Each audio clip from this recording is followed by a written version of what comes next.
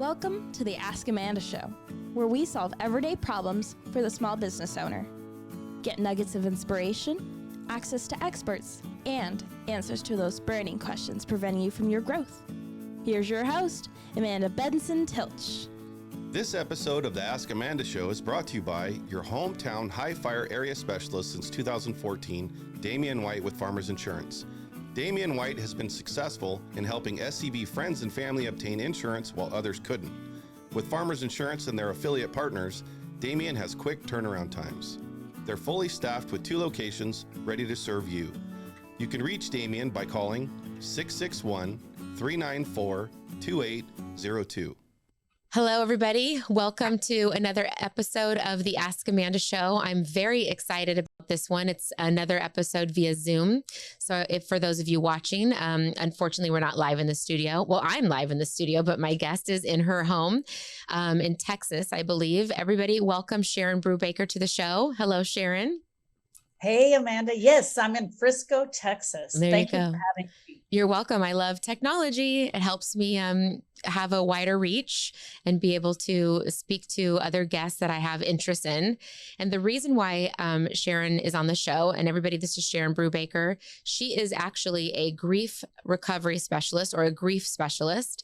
And that is not the reason why I have her on the show today, though. I adore Sharon. I think we've met probably 6 years ago or so. We were just talking about that. We've known each other for a long time. But the reason why I reached out to her is because she's very special to me, but I think she's such a great speaker. She's so knowledgeable. She's so genuine. But most of all, she is a fabulous listener. She has this way about her. And I think that based on what she's learned and what she's studied over the last 16 years, as she's studied grief, that she has learned how to become a better listener. And that's what I want to talk about today. Today's topic is just about listening and being a better listener, how we can apply that in our businesses, in our personal life, in our professional lives, as we're networking, at events and being a better friend and just being an overall better human. And when I thought about having this show, I'm going to talk to you guys a second about who inspired me. But when I thought about the show, I thought instantly of Sharon. Her face came to mind. And so I'm very thankful, Sharon, that you said yes to being on the show today and to help me talk about this subject. But when I approached Sharon, it was because I had seen a podcast listened to a podcast with Simon Sinek. And he was talking about just being a good listener and being a good friend. And I'm going to quote him here, what he said in that, which is what made me see Sharon's face. I don't know why, but it popped up. What Simon Sinek said, there is no greater honor than to be able to serve a friend in need. And he was talking about listening and considered listening as an act of service. So Sharon, I want to just briefly say Sharon is a certified life coach and a credentialed grief specialist, and she studied the science of grief and healing for over 16 years. She has an incredible bio. We're going to connect you all to her later down the road, but her website is healingstartswiththeheart.com. Healing starts with the heart. Got it. I got it. For some reason, it blanked on me. But let's talk about how listening is actually a skill set, first of all. Can you share with me what you know about that? Yes, absolutely. And when you called me, thank you so much for having me. You're welcome. And Sharon, I want to do a show on listening. I actually got excited because it is a powerful tool and it is a learned process. We have to consciously decide we're going to listen to the other person. Mm-hmm. And I said to you on that phone call, I said, this is the perfect timing because there's so many people out there. What's going on in the world is we're not listening, right? Right. And it's not grievers, it's all of us. So I wanted to say this. The most powerful, precious gift you can give to anyone is to really listen to them. I agree. Is to truly listen to them. The second thing is that we're all dying to talk and tell our story. We all have a story to talk. I was thinking about this just before I got on the show. When I do a baby shower or a bridal shower, just have women over my house. Women, we love to talk. We could sit in a corner anywhere and just talk, right? I won't have games and things like that because I know that what women really enjoy is just talking. but also the being listened to. And whenever I do a shower or a woman's party, I just don't fill it with a bunch of stuff so that we can talk and people can listen. Everyone has got this urge to talk and tell their story, but especially us as women, right? And so being a good listener comes down to 7 points. And I just break them down. We can start from there. Let's go. So number 1 is pay attention. We have to stop whatever activities we're doing. If you come to me, Amanda, and you really wanted to tell me something, if I simply look at my watch, simply just look at my watch, or I look up, you instantly know I don't have her full attention. Right. So the number 1 thing we have to do is we have to listen to the person and really pay attention. Eye contact is really important. We have to clear our mind and be ready. And that's why I said it's a learned response, right? Because we got to really kind of jump in there. We have to turn off all the background noise and make sure it's a quiet place. Turn off our cell phones. Come on, friends. We can turn off our cell phones for 5 seconds without looking or listening to that. Especially if someone is asking for your attention. Especially if someone is asking for your attention, especially because the other thing that we want to do a lot, hear me out, is we want to give our advice, or we want to, I'm going to make it even simpler, we want to try to fix them or the situation. For sure. So I don't want to lose track on these other, the total 7, but let me tell you something. Let's talk about that for a second, because I am a fixer. You know this about me. My business is called Ask Amanda because I want to solve your problems. I know we're laughing, but it's serious. Like, I am a fixer. It took me so long to really understand how to help somebody. And sometimes they just want to be heard, and it's just a conversation, and they'll actually talk out the answer to their problem sometimes when they're talking to you, if you just let them. And fixers like myself have the tendency to interrupt and say, you know what we could do? Why don't we try this? Have you tried this? Another thing that we could think about? What about this? Right? And you just start, because we're the idea person, the creativity jumps in. That's why I think we kind of started off with this as a learned skill set. You really have to learn how to become a better listener, because if you are a fixer, I know you're challenged with this, and I want to encourage you to try to sit back and really listen. And I know Sharon will probably share some tips, but I have some as well on things that you can say to help become a better listener. But let's keep going down your list. So absolutely. Here's the other thing. When someone comes to talk to you, Amanda, so it's a brain and a heart. You're either talking from your brain or you're talking from your heart, right? So it's either an emotional conversation or an intellectual conversation. You got to line up with the person that you're talking to. So if I came to you and said, Amanda, how do I do social media? That's intellectual, right? Hey, help me with my social media. But if I came to you and said, Tony and I had a fight and it was bad, I'm coming to you from my heart. And the two hearts have to line up. And that's what I think is so important. But here's the other thing. If I came to you and I said, Tony and I had a terrible fight, and you said, well, I know how you could fix that. That's the brain and the heart having a conversation. There you go. And the other person that's asking you to listen is not getting what they need out of it, right? Not getting what they need. Yeah. And when you said a lot of times they can solve it on their own, something happens to the person when they hear themselves say the thing out loud. What I believe happens, and this is what I talk about a lot, is that the brain and the heart line up on the same page and within that person, and they've heard themselves say it, and then they can figure it out. That's true. That's a good point. Figure it out. Yeah. I want to add this in there also. This is really important in a marriage also. You hear people talk about communication. Tony is he's a fixer. My husband is a fixer. So he and we've been married 38 years, and we have prompts. I say, how would you handle this? That means, dude, come in here and fix this. Right. I like that. Or if I say, hey, can you just hear me out on this? That means, hey, Sharon just needs to talk. Right. And sometimes he'll be like, and he just teases me. But that's also us trying to line up on the same page, the heart, brain. That's super helpful. Yes, very helpful. Okay, so the second step. So number one is pay attention. Number 2 is be present. Present and have your heart open And know that even the person that came to you and said an intellectual comment, like Tony and I got into a fight, may also start off from an intellectual place, but just be there and be present. So this is the example I give to people. If you can imagine a big giant heart with 2 ears just hanging off the end, the biggest ears you can imagine, with no mouth. You're with love, caring, and you're really caring about the person, and you're just going to listen. So number 2 is be present. The third is listen for understanding.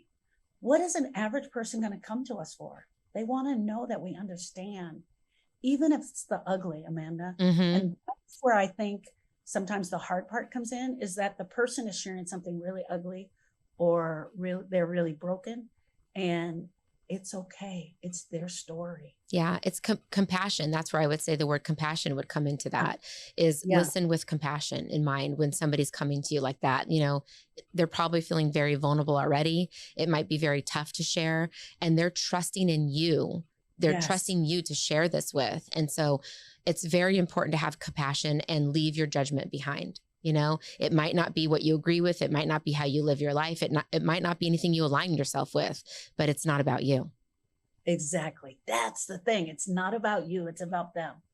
And it is perfectly okay to ask questions. How did that make you feel? Oh, tell me more about that. Yeah, that's what I was going to say. So I'm glad we're on that topic. Like, if you're looking for some tips on how to be a better listener, instead of trying to be a fixer and say, you know, this is how you should solve that problem, you could say, how did that make you feel? Or can you tell me more about that? What was that moment like for you? You know, and really also what that does is it really lets them know that you are listening to them. 100%. Because it's even okay. Like, one of the questions I'll ask is why? Why did that happen? Why do you think that happened? Why did you do that? Why did you go that way? And that's just their brain trying to figure the answer out for them so they can become more aligned with what's going on. Absolutely. And I honestly think people want you to ask questions. I think so too. I love it when people ask me questions, because then I'm like, I don't know. Let me think. Yeah, I think you're right. I think people, when they come to you for stuff like that, I think you might catch some people off guard because they're probably not used to that. They're not used to somebody really being engaged and listening to them by asking them questions. Sometimes they're just there to vent it out, and you might catch them off guard when you do ask them questions. But again, don't ask them with judgment. Ask them with compassion, you know? Pause before you speak. Just take a pause. Even if they just dumped blah, blah, blah, blah, blah, a ton of brokenness on you, just pause, because you're going to cause them to also pause when they see you do the breath thing, and listen to what you are saying. Inquire in your inner voice and say to yourself, how would I want to show up for me? I'm here for Amanda, but how would I want Amanda to show up for me? And be that person. That's good, Sharon. That's good. I didn't even think of that. Yeah. I think that is so what, so here's what typically happens. And I'm, Amanda, oh my gosh, the dog got out of the yard and I can't find her. I don't know what to do. And I was just broken. And my neighbor told me that she got hit by a car, and I'm blah, blah, blah, blah. You know, I go in with my whole emotional story, and you're listening, and then all of a sudden you say, oh, wow, that's awful. I'm so sorry to hear that. Did you see the Dodger game on Friday? We quickly changed the subject. Now, I'm not laughing, but I've been in that situation so many times. Yeah. I made that really dramatic. Yeah. Because I can't even tell you how much that happens, or how often it happens. And that is the listener feeling uncomfortable with what has just been told them, and that it's too emotional, or they can't take it on, or they don't want to fix it. I really don't know, but we put this little, and so, I said it dramatically, but sometimes it's just a little in the conversation. And you know what happens to the person with the broken heart? They know that you are now not the safe person for them. That's right. That's key. I was going to say that's key. And I know we're talking about like maybe things on a big scale, like, because having your dog get hit by a car or whatever is very dramatic or traumatic. But I can relate this to my husband and I sometimes at the end of the day, when we're, in bed, getting ready to go to sleep, whatever, sometimes that's the moment that we get to really talk about our day, because there's so much going on in our house all the times.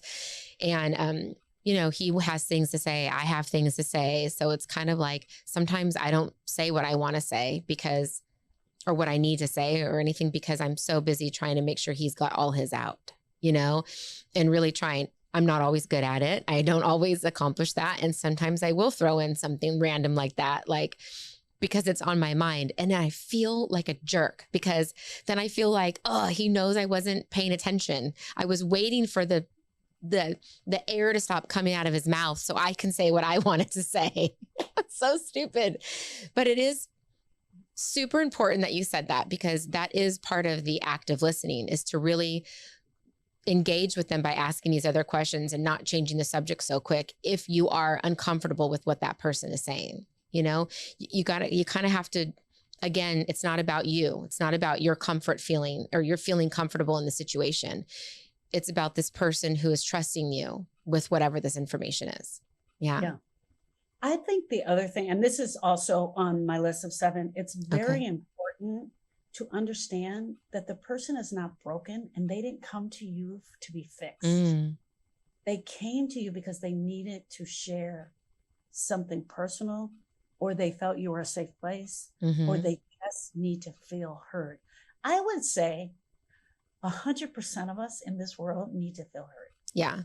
And all of this, what she just shared, can all be applied in your workplace too. And that's kind of the point of this, is that I believe that, technology, and here's my cell phone because I have my notes on there, but technology has come into play here so big, which is another reason why I wanted to have this conversation with you. We don't really spend a lot of one-on-one face-to-face time with each other anymore. We text a lot or we email a lot. And in texting and emailing, you lose emotion. You lose somebody's body language. You can't, like what Sharon was just saying, connect to their heart or connect to their mind, because it's all written, it's in a text. So that's one of the things I think can harm us in the business world or in the professional world, is if we're resulting to only communicating with our team or our management or, our coworkers, then you're kind of losing the understanding of what's actually being said. And it's really hard to listen to somebody in that in the technology world. What are your thoughts on that? I think 100%. Number one, we're all, hours and hours on TikTok. We don't even give, and I'm using TikTok as my example. So we don't even give, if the person pauses, and they start speaking, we're quick to swipe up and go to the next one. I'm making my TikTok videos and everyone's like, don't pause, don't do this, don't do that. All these rules, because people won't listen. They won't listen to a 1-second pause. They don't have the time to listen to a 1-second pause.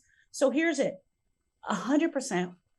There are people that I don't even talk to. I only talk to them through text, right? You and I alluded to this when you and I first talked. The workplace is a great place that people need to feel heard. There's so much going on in the world, other than along with the social media, the politics, the pain, the brokenness, everything is that is just happening. Yeah. I feel this shift. And I thought that's why, when you said, I want to talk about listening, I thought this was so great. Yeah. I thought this was so great. It is an amazing skill that we can teach our children now too.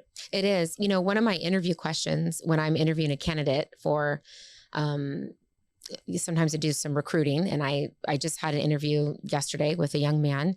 And one of my interview questions is, how do you like to be communicated with?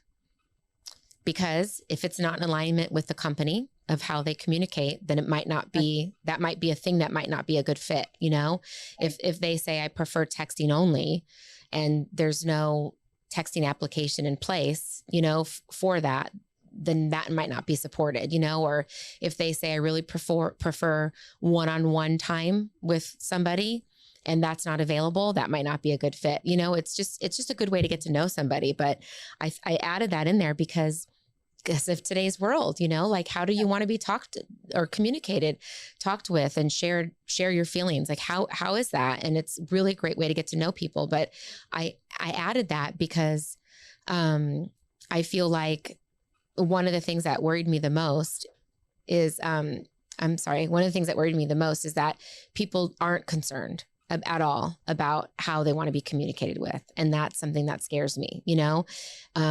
We're not listening to people. We're not We're not asking with the intention to listen and really hear what they have to say. Sometimes when we're just talking to people, especially in like team meetings, we're just talking at them. You know, when I conduct a team meeting, I really try to engage everybody. It's not, maybe I'm the leader of it, but it's not me just talking at them. I'm really asking for feedback. I'm taking notes. And it's something that I really want to. That's one of the reasons why I wanted to talk to you today, because I feel like maybe that's lost as we've, a lot of companies have moved to Zoom, which is what we're doing today. But it's really hard to see somebody's body language in a Zoom meeting. Like, how do you know how somebody's really feeling about a policy you might have just changed in your business if you can't really see them? Right. And so then we have to go back to our old tools, which is talking and listening, right? Mm-hmm. Absolutely talking and listening. And I just piggybacking on what you're saying, we're getting so much information and so bombarded. You said, hey, did you get my email? This is what you just said to me today. And I was like, how many emails did you send me? I only saw one. Like, there's so much information coming through technology that person-to-person relationship is absolutely being lost 100%. Yeah. And the person that we may be sending emails and text messages to may absolutely 100% be a talker. 100%. For sure. Well, I will tell you my own personal experience during COVID. That was the biggest thing that I was challenged with, is like we were all on lockdown and I couldn't get out. And I felt like I wasn't able to, you know, I'm a very social person and I also am a hugger. Now you want me to stay at home. And if I get to go out, I have to be 6 feet from somebody. I was ruined. Mentally, it was so hard for me. And I know I'm one of many that had this challenge. So that's kind of the other thing too, is it was so nice that when I finally got to be with somebody and connect with my friends, there was a little pod of us that would all get together all the time. And so there was a group of us that just stayed together. Thank God for that, because when we got to get together, I got to have that interaction with people and really, you know, you got to talk to somebody who really cared about you, number one, and really wanted to hear what you had to say, and also gave me the opportunity to listen to what they had to say. You know, I mean, I can't tell you how difficult that was, but that one little moment was like shining for us. What through all your works, Sharon, like that you've done and all your conferences and all your talks and everything that you've done, what's sort of the common denominator that you hear about from people like around this topic? If when somebody's grieving and they just want to talk, like kind of what's that common denominator? I think, well, number one is that most grievers, okay, so here, let me just say this, and I am a grief specialist, but we all have brokenness and emotions that we're dying to get out, right? So most of us want to talk. We all have a story to tell. We all want to tell that story. Even just what our COVID story. Yeah. I'm going to get back on what you said. Even just our COVID experience, right? We lost that connection to our family, to our people, to the HUDs, the being in present. We lost that. And I think for a long time, it's going to affect us. I think so too. Yeah, I definitely think so. A while to get over that. So the number one thing is that grievers or people, I'm going to say people, I don't want to say grievers. People are dying to talk and tell their story. But what happens to us a lot of time is, if we're the listener on the other side, we do this thing where like, I don't want to hear the sob story. You're not allowing the person to actually share then. Yeah. They don't have a safe place. A safe place is someone that they know will listen. They will walk away feeling listened to and heard. Mm-hmm. Did they feel heard when they had that conversation with you? Here's the other thing, another point that I want to throw out. Let's say I came to you, Amanda, and you're running up the door to make it to the next appointment, but I'm just absolutely getting ready to dump on you. You can say to me, Sharon, I really want to hear this and I want to be present for you, but now is not a good time. Mm-hmm. Let's set an appointment for Tuesday at 12.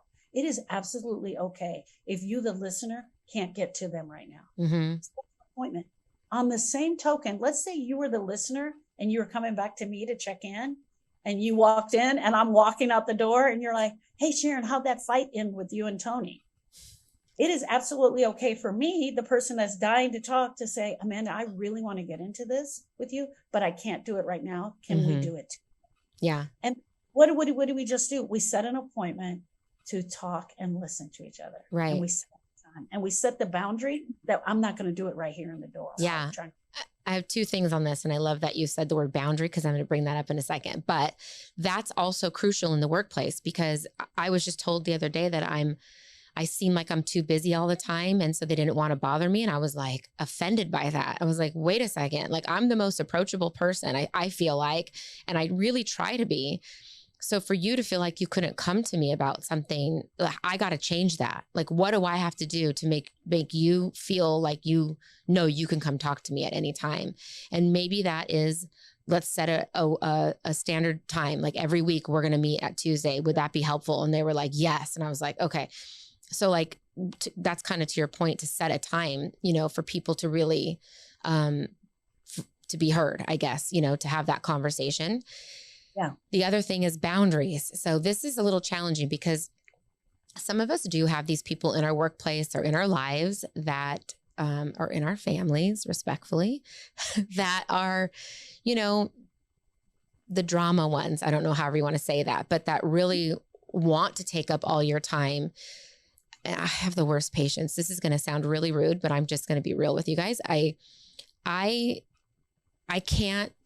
struggle. I really struggle with being in the room with somebody who has a lot of words to say, but isn't really saying much at all. It's hard for me.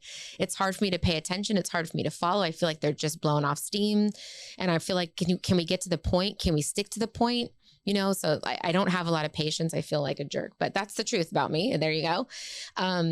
So how do you set boundaries around people like that constantly want to dump on you and also change the energy of the room? You have these people at work maybe that when they come into the room, the whole energy changes. Like it gets either super high and super great, or it's super low and like lethargic. Everybody wants to walk out of the meeting. Like, how do you set up boundaries around that and energy? Do you have thoughts on that? Yes, I have a lot of thoughts on that. Number one, you don't have to be the listener. Oh, okay.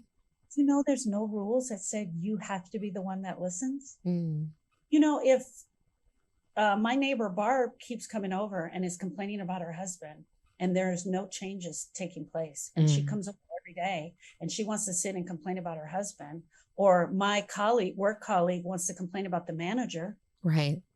2 hours every day, take up all of my lunch. I don't have to be the listener. Yeah. So what would you say to somebody like that? Okay, perfect. So here's the deal. Number one, the boundary is for you. It is not for them. Mm. The boundary is for you. A lot of times we set boundaries and we think we're going to put this block wall up just to keep them out, but the boundary is for you. And so the boundary is going to go something like this. Hey, Barb, I would love to sit and talk with you, but I cannot do it today. I can talk on Wednesday, but I'm telling you, I only have 20 minutes, right? I only have 20 minutes on Tuesday. I'll meet with you then. If Barb comes or doesn't come at the end of 20 minutes, I really enjoyed talking to you. I hope this helped you, and go. The next time, Barb, you know what? I cannot continue going into the conversations about the manager because this is not something I'm struggling with, but I really suggest that you go and get help. If you come in to have lunch with me next time and you bring it up, I'm going to leave. If you do this, then I do that. And you just say, I'm going to leave. And if you make that boundary, you need to let them know. Yeah. So we have to redirect people to the place that they can get the most help, from. And I want to go back to real quick about the office. About, I don't know, 2 years ago, I was called into an office setting. This exact thing was happening. People were irritated. People were not talking. They weren't listening to one another. It was a lot of young, upwardly mobile people working in the office, and all the egos were getting in the way. And they just called me in. I did 2 meetings with them, and it was just to sit, talk, and clear the air. They brought in someone from an outside source. They sat me down at the table, and I just went over how to show up as a person, their person, how to be a listener, and how to be the talker. And that's all we did. We did a couple of sessions of that, and that was it. I hope that was helpful for them, because I know what that environment is like. It's so tough. It's so tough.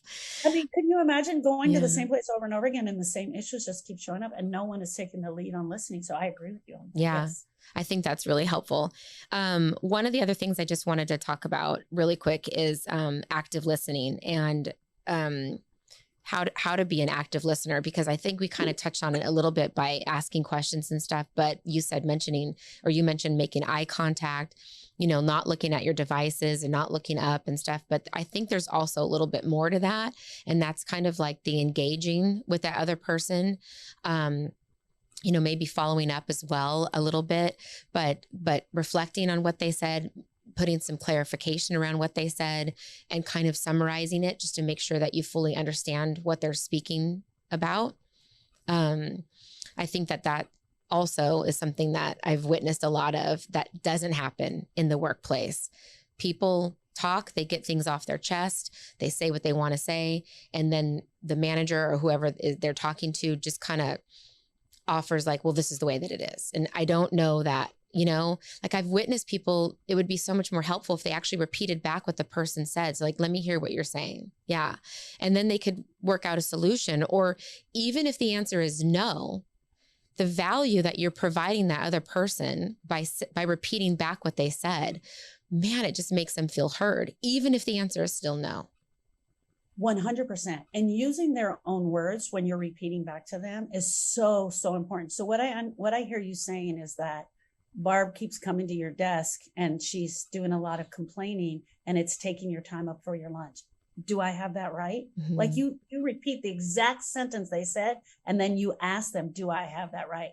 Because you will be surprised. Sometimes people will say, no, it's not that she keeps coming at lunch. It's that she keeps coming all the time. They'll add more to it because right. When you repeat it back, what they were really trying to stress is that Barb is always at their desk, yeah. right? Yeah. So yes, 100%. Yeah. I think the biggest thing in all of this listening and talking is that when the person who's really telling their story feels like you really got them and you really heard them, do you know you could change their trajectory? Absolutely. Absolutely. You heard them. Yeah. I want to put a flip side to that, because this is a personal experience that I had recently with somebody that I manage. And it was very unfortunate, but she had this thing made up in her head of a situation that was happening. And so for me to get a clear understanding, I took her outside. We went for a walk. I wanted to be in the daylight. I wanted to be outside, get some fresh air.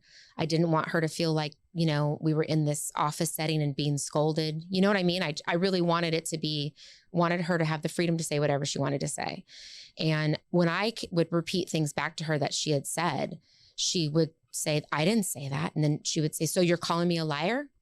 Like, no, so in her head, it didn't matter what I said. She had already had this preconceived notion. So I kind of want to deal with that or talk about that as well, because as a manager or somebody in that situation, it's like, how do you deal with somebody like that? Well, how I handled that, and you can tell me if this was right or wrong, but how I handled that was just like, I think we're just going to not agree on this. So we have to just respectfully agree to disagree. And I think it's time to walk away from this conversation, because I felt like it kept going on and on. And so I put that kind of boundary, that closure to it. And then, that's sort of how that ended. it kind of went on from there a bit, but I said, why don't you take the rest of the day off? Like take tomorrow off so that you have some time.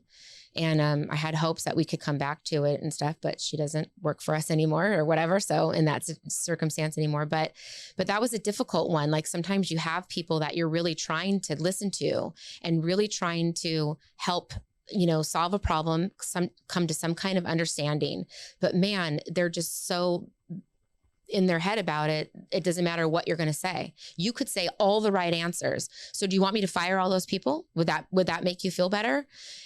That's not a solution to anything, because then what? You're the only person left doing all the jobs. Like that is not a solution.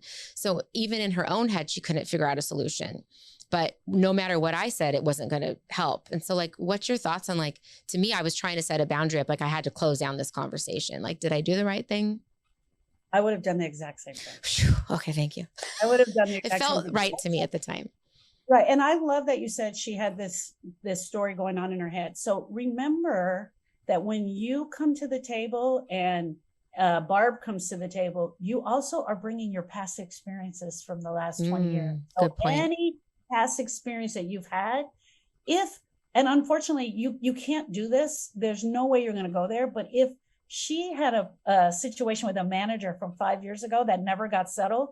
Guess what she's bringing to the table? You're right. She's bringing that to the table. So it could have possibly been, I don't know, Amanda, but I'm just throwing this out there, that she really was having an issue. She has a thought about what happened to her 5 years ago, and that's what she was bringing to the table. And it wouldn't have mattered. You weren't going to get there. Mm-hmm. You weren't there 5 years ago. Yeah. I never even thought of that, Sharon. That's such a great point about, sometimes people have preconceived notions. Yeah. Yeah. Everything that we're bringing to the table is all of our past and all of our baggage, right? So we all have this backpack, this imaginary backpack that's full of all of our life experiences, and we all bring that to the table. I think the boundary you set was perfect. Okay, it was good. 100% perfect, number one. And remember, I said, we don't always have to be the listener. Mm-hmm. Well, I was done at that point. I felt like I couldn't get anything out. And I had looked back at my heart rate app, and it was like all skyrocket. I was like, I don't need that. You do the she, by the way. Nobody does. But I was kind of like, nobody does. Yeah. Well, I think that today has been helpful. I don't know if there's any other things that you wanted to mention, because I don't want to leave anything on the table, but I really wanted to just stress how important it is being an active listener is in today's world, especially because we have technology, where we lose, like I said, eye contact and body language and emotions, and really showing up for people and being able to serve somebody by listening to them, 100%. And it's listening skills show up in every facet of life. It's not just in grief work or therapy. It's in our office. It's in our schools. It's in our churches. It's in the grocery store. Yeah. In the grocery store. I mean, how many times have you had that amazing conversation with a stranger in the store? Yeah. And it's because you guys totally hit it off, and you literally could change someone's life just by being an amazing listener.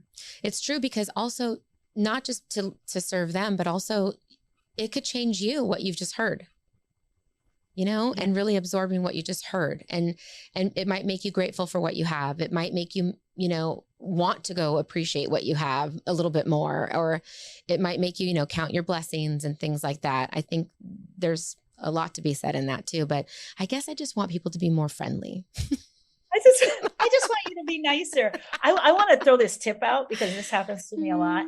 This is something that I've learned. I get so excited in a conversation. I want to cut people off because I have something to say. So one of the tips that I've learned, it's helped me become a great listener. And it looks just like this. I write down my thoughts. Mm-hmm. I wrote Tony because I want to tell you a story about Tony, so that I'm not cutting you off and you get to share all that you have. Then I can go back to my notes. And I saw you writing, and I know your tip. I know that's what you do. Sharon, thank you so much for being on the show. I really appreciate you being here, and you were the perfect person. I knew it, to have this conversation with. So I'm just grateful that you said yes. I know that I know that you have, a lot on your plate, and I know that you're really growing your business. So I want to give the opportunity for people to know where they can find you if they did want some grief work. So Sharon Brubaker at healingstartswiththeheart.com, right? Sharon at healingstartswiththeheart.com, SharonBrubaker.com for sure. Okay. And I know you have some great things on your website. So I really want to encourage people to go, because you have a free grief guide. Is that right? Yes. Griever's Guide. Griever's Guide. Okay. I think that's lovely. Thank you again so much for being here. Everyone, thank you for taking the time to listen or to watch. And if you like what you're seeing here and you want more of it, please subscribe, but also share it, because I need those numbers to go up in order for me to keep doing this. So I need more subscribers, and I need more interactions. And I just want to say thank you, everyone, for continuing to show up to the Ask Amanda show. Until next time. Bye. We hope you've enjoyed this episode. Do you have a topic you'd love to hear about? Or is there something you want to ask Amanda? Make sure to comment below. Also, don't forget to like this video and subscribe to the channel so you can be notified when we post new episodes.